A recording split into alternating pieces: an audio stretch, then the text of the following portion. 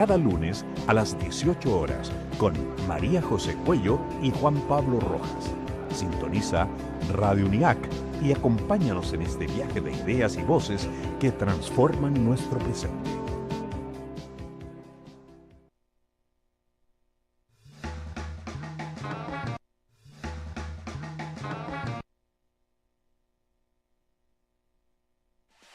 ¿Te acuerdas de esa película, serie, programa de televisión que marcó una etapa en tu vida?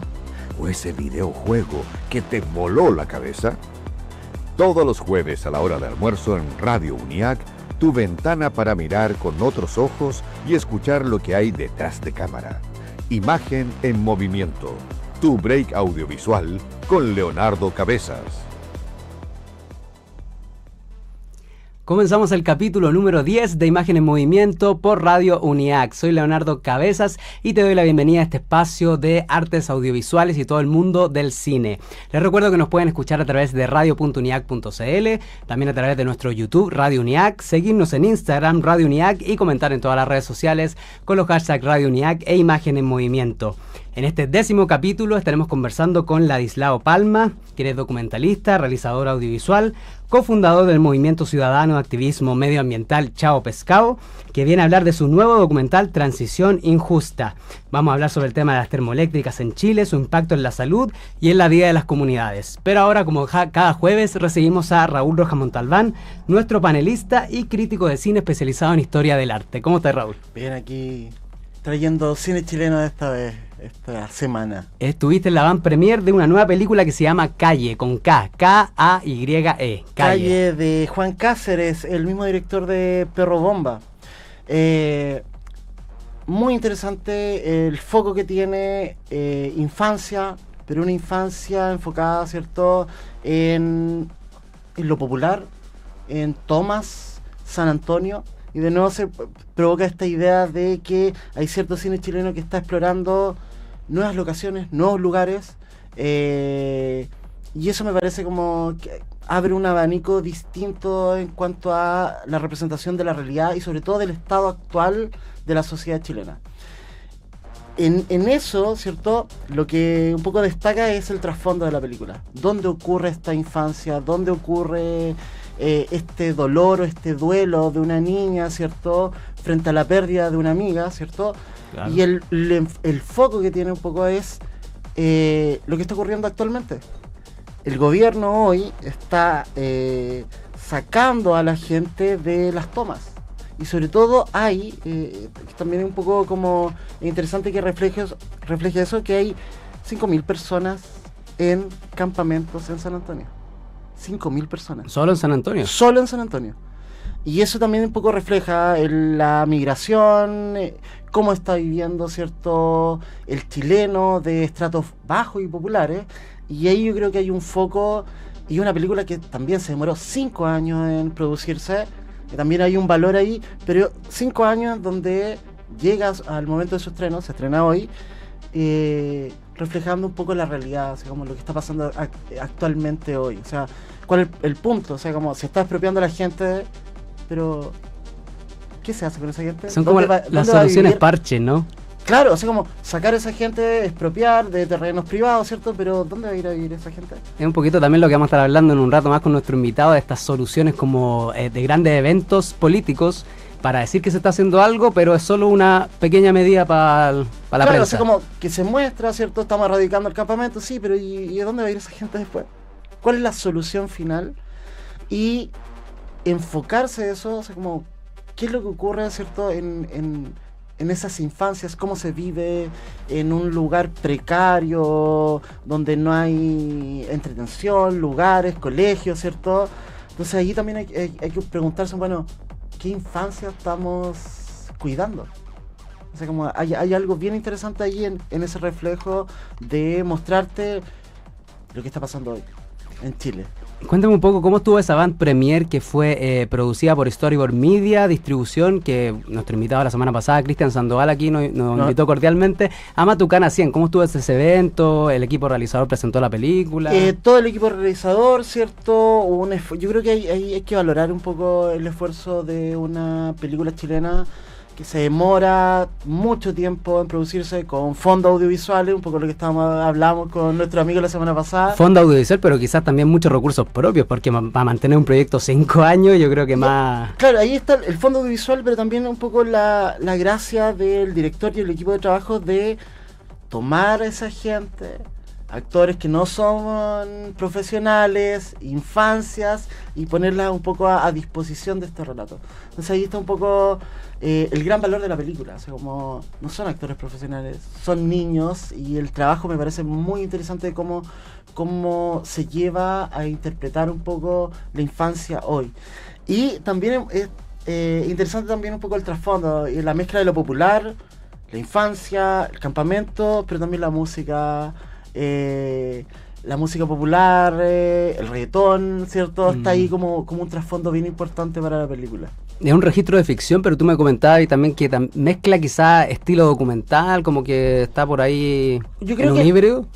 No sé, sí, yo creo que hay un juego bien interesante un poco de cómo construyes esa realidad. Es un relato que construye una realidad que está muy presente, ¿cierto?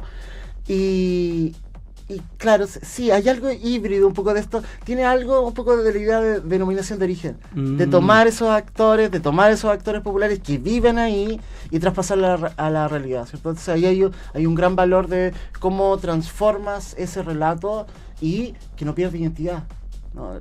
Es parte de ese lugar, de ese estrato, San Antonio, campamentos populares, ¿cierto? Y cómo te muestra. Pero no está necesariamente, el conflicto no está necesariamente enfocado en esta idea en los campamentos, sino que hay un dolor, hay una pérdida, ¿cierto? Y habría que preguntarse, y ahí está creo que el trasfondo realmente potente, ¿cuántas infancias, cuántas personas han muerto por balas locas? Es como el gobierno siempre ha puesto como foco en estos, no sé, narcofunerales. Muchas balas, mucha metralleta, ¿cierto? Como una despedida un poco, algo narco, hay algo ahí. Pero, ¿qué es lo que ocurre ahí con eso? Que el impacto que tiene, ¿cierto? Donde se pierde una infancia, ¿cierto? Y interesante también, o sea, ayer falleció un niño. Producto de la delincuencia. De la delincuencia, sí. Entonces la película un poco toma esa idea un poco de, claro, en ese entorno precario, difícil, ¿cierto? No nos estamos preocupando de los niños, que son el futuro. Y eso ahí hay un valor bien grande en reflejar eso. Y claro, toma 5 años en salir la película, pero muy contingente. Hay un valor bien grande en ese sentido. Calle está desde hoy, va a estar disponible en todas las salas comerciales, sobre todo en Cinépolis, también en Matucana 100, en el centro de Alta Alameda, pero también a lo largo del país. Va a estar en Antofagasta, en Viña. Pueden revisar toda la información en el Instagram, @callepelícula, con K-A-Y-E, Calle Película, o en Storyboard Media también en Instagram. Ahí está toda la información. Les dejamos invitadísimos a ese estreno de cine chileno, pero también me gustaría preguntarte si tienes alguna otra película a recomendar que se te venga a la mente a raíz de Calle. A raíz de Calle habría que revisar Perro Bomba, también del mismo realizador. Habría que darle una mirada, cómo se transfiere lo popular, cómo se ha ido transformando. O sea, lo popular no es lo mismo que hace en los 80, los 90, el fenómeno inmigrante también, esta idea de los campamentos. ¿Por qué surgen? De alguna forma ha explotado esta idea de la gran cantidad de gente que está viviendo en este momento en campamentos. O sea, y lo que ocurre en esos campamentos, que se transforman como en pequeños guetos donde el gobierno, el Estado no llega, y ahí es donde aparece otras fuerzas, ¿cierto?, que llegan un poco a controlar estos espacios. Y eso ahí es interesante, cómo logra reflejar esa realidad actual en Chile. Buenísimo, aquí estuvimos entonces con nuestra enciclopedia humana del cine, Raúl Rojas Montalbán, recomendando Calle, y también Perro Bomba para que ahí la busquen si es que está disponible en alguna plataforma, pero los dejamos invitadísimos al cine ahora con Calle. Con Calle, hoy se estrena en más de 30 salas. Sairiri también todavía corre en salas, y la próxima semana es más chino. con La Roca. Así que vamos a ir variando también en nuestras películas que vamos a traer. Buenísimo, muchas gracias Raúl y nos vemos el próximo jueves. Muchas gracias. Y como les adelantaba al inicio del programa, ahora vamos a recibir en el estudio a Ladislao Palma, quien es realizador audiovisual de documentales de temática medioambiental y de denuncia. Transición Injusta, que es un nuevo documental aquí en Chile, pero también Algo Huele Mal de México. Se define también como poeta, artista escénico, cofundador del movimiento Chavo Pescado del año 2018, donde comienza a entrarse en el mundo de las termoeléctricas, el carbón y las ballenas. Viene a hablar ahora de este nuevo documental de la coalición ciudadana Chao Carbón, titulado Sujeto de Desecho, Transición Injusta, que se estrenó en el Cine Alta Alameda hace un par de semanas, pero ahora está disponible en YouTube y vamos a entrarnos en todo lo que fue este proceso de creación. ¿Cómo está Ladislao? Hola, muy bien, muchas gracias por la invitación. Gracias por estar aquí.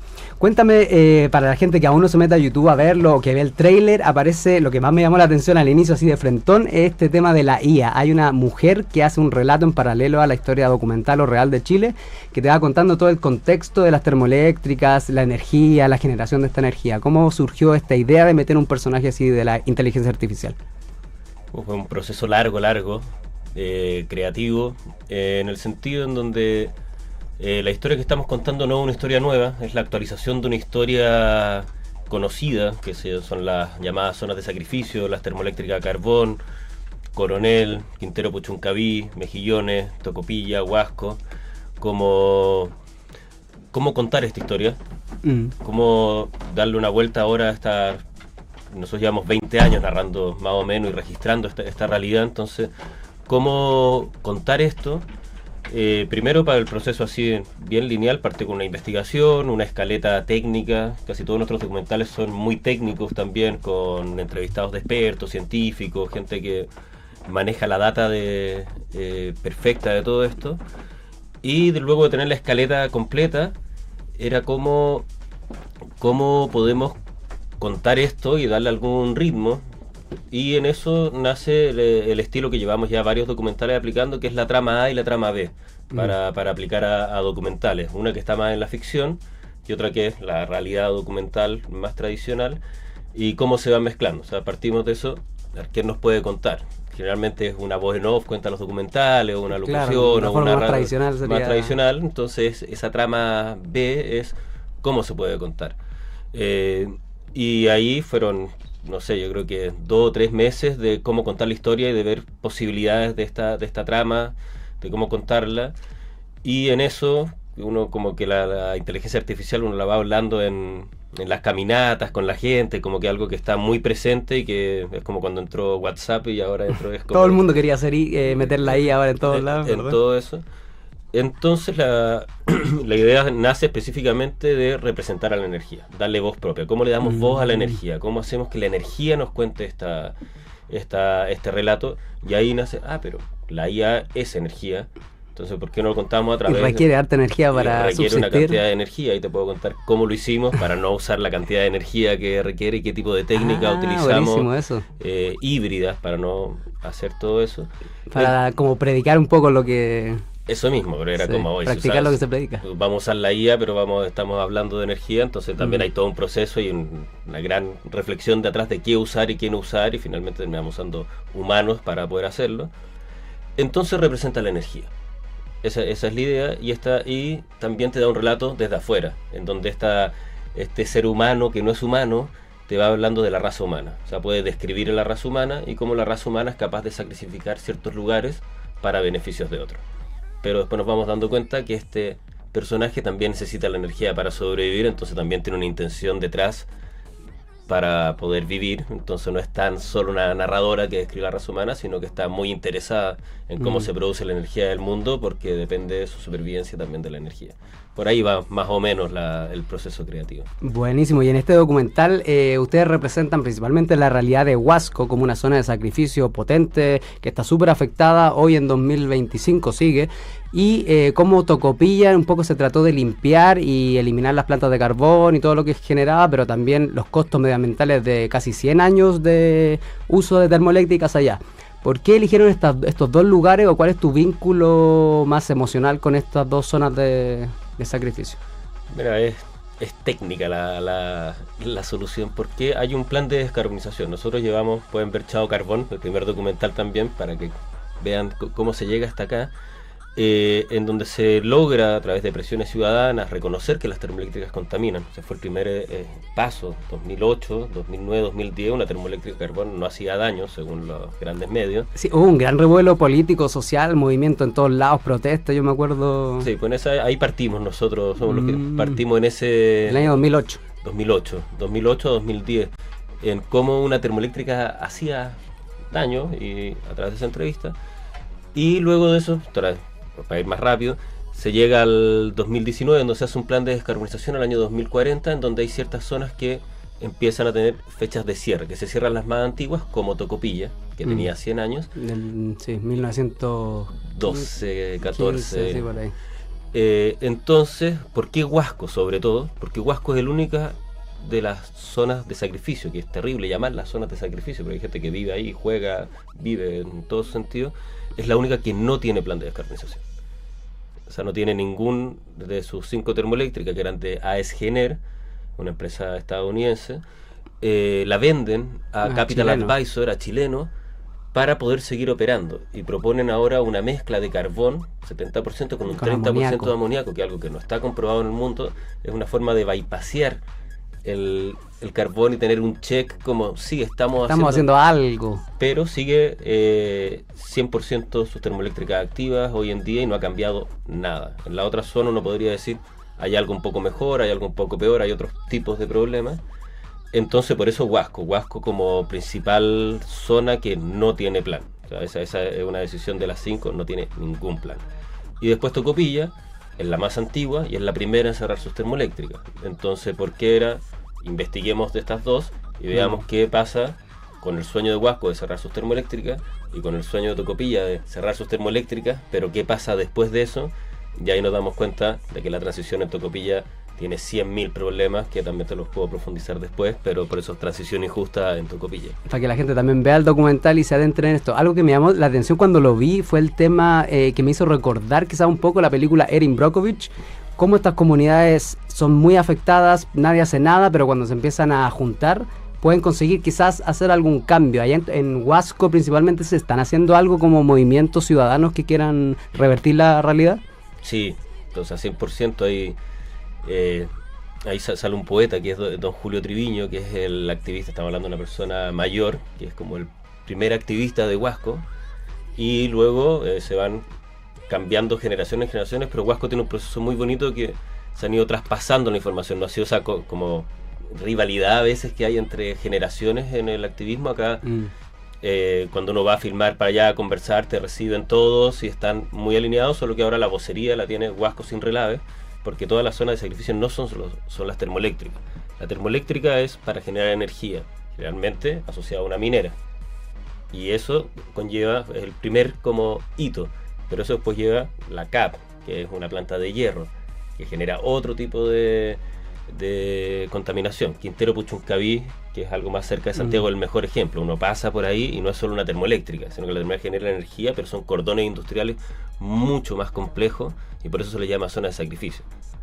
Entonces tiene todo eso. Entonces en Huasco está Huasco Sin Relave, que lo pueden seguir en Instagram, que están ahí jóvenes que poniéndole todo lo que pueden con las herramientas que tienen. Y en Tocopilla está Tocopilla Digna, y esta coalición Chao Carbón, que es la que presenta este documental, es la que aúna a todos los movimientos locales, Mujeres en Zona de Sacrificio, Quintero Puchuncaví, y otras organizaciones como Chile Sustentable, que ve más temas técnicos y científicos, Greenpeace, Defensoría Ambiental, que ve temas legales. Entonces por eso una coalición de cómo nos unimos todos, porque somos pocos, con pocos recursos, con poca fuerza. Entonces si estamos todos juntos, intentamos colaborar entre todos, y nuestro rol es más la parte audiovisual de traducir los relatos locales a otras personas que no lo puedan ver. Y si hablamos de líderes medioambientales silenciados y el tema de la censura, ¿cómo lo han vivido ustedes? Tú como realizador, ¿has tenido algún, temor por involucrarte en estos proyectos? ¿Alguna repercusión judicial o alguna amenaza? Bueno, históricamente de todo tipo.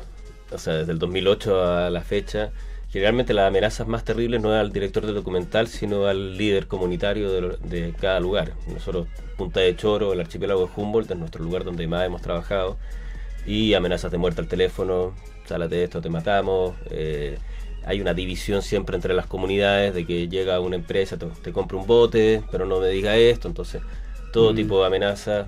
Del 2008, trabajando con hacker en esa época para sacar nuestro sitio web porque lo atacaban por todos lados y lo bajaban. Y así te podría seguir hasta llegar hoy en día, en donde el documental que van a encontrar dice versión censurada, porque ahora nos censuraron porque hay una parte en donde hay líderes negacionistas del mundo, varios, Elon Musk, Trump, Milei, Kast, o sea, distintas personas que no creen en el cambio climático, con frases reconocidísimas liberadas en internet, y lo censuraron ahora por mencionar Trump en alta no menciono un pequeño detalle, el mail que nos llega, solo un pequeño detalle. Nos juntamos con todo el equipo de YouTube para ver el video, pero si sacan la mención de Trump, puede correr.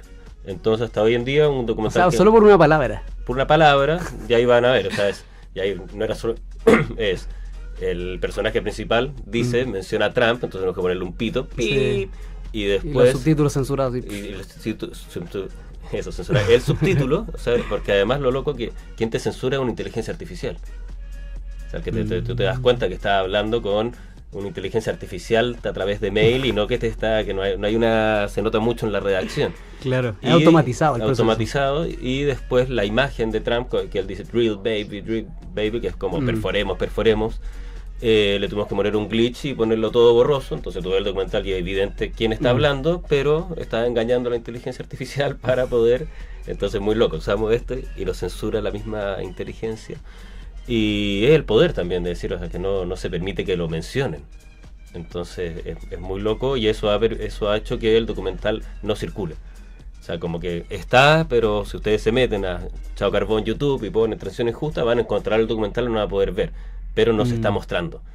No se está versus los otros documentales que en esta altura llevan en 400.000, o el de México que mencionaba ya lleva 500.000 reproducciones en 10 días.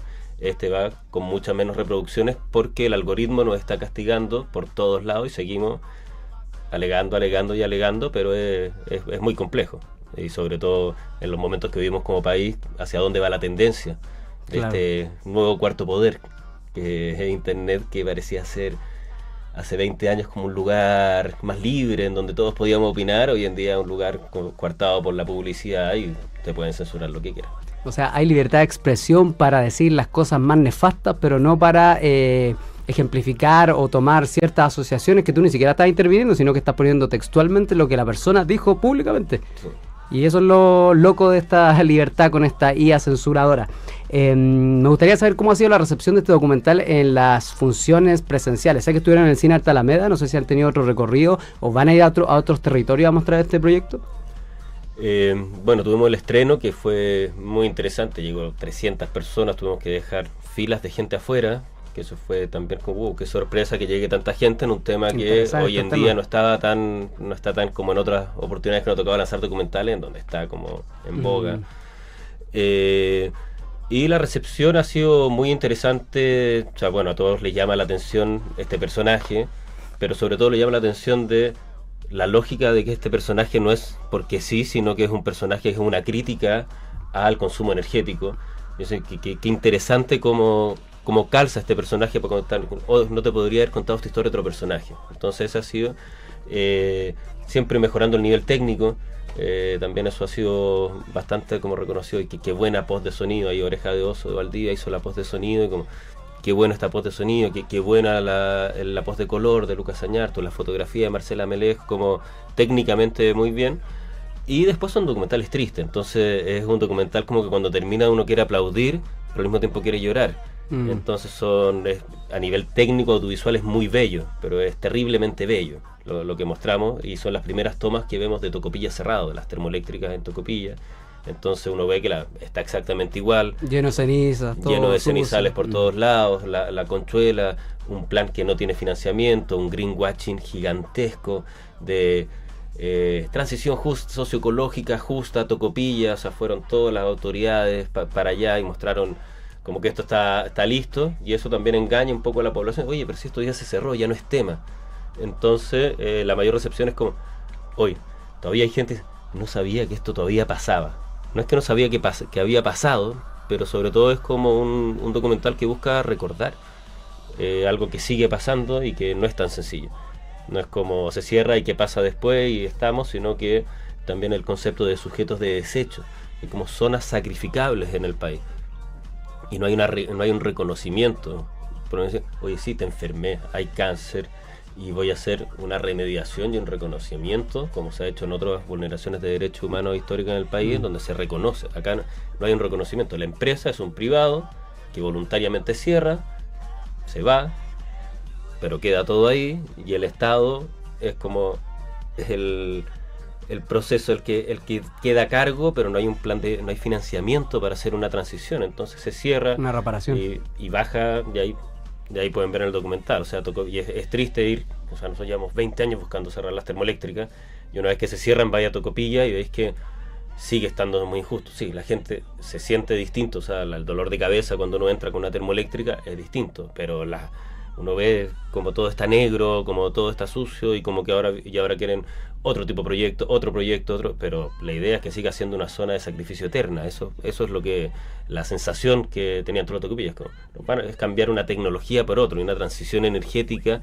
no solo el cambio de tecnología, sino es el cambio de qué vamos a hacer. Si llevamos 100 años abusando de ustedes, y ahora que pongamos otro tipo de industria que sí, contamina un 20% menos, pero contamina en esto otro, destruye el mar en esto otro. Las termoeléctricas, no olvidemos que succionan agua de mar, la devuelven más caliente, y eso genera todo un impacto en el ecosistema, corriente de Humboldt, de Punta de Choro, ballenas. Estamos hablando de una bastante complejidad medioambiental. Estamos con Ladislao Palma, realizador audiovisual de documentales medioambientales y de denuncia. Y para endulzar esta hora de la tarde saludamos a nuestro auspiciador de cada jueves, Mazamiel Panadería y Pastelería. Su sucursal principal está en Varas Mena 177 San Joaquín, y tienen 2 sucursales en Condel 1807 y Seminario 07 en la comuna de Ñuñoa. Cada jueves nos acompañan aquí con un regalito para nuestros invitados, así que este es el regalo para Ladislao de Mazamiel Panadería y Pastelería. Muchas un regalito gracias, de Mazamiel. Mazamiel. Mazamiel con Z. Y les tengo una recomendación en el mes del terror. Se acaba de anunciar la creación de un nuevo festival de cine en Chile, D-Fans, Festival Internacional de Cine de Terror Fantástico y lo Inusual en Espacio Diana. Este D-Fans 2026 se estrenará este martes 28 de octubre en el Espacio Diana a las 20:30 horas en Arturo Prat 435 Santiago.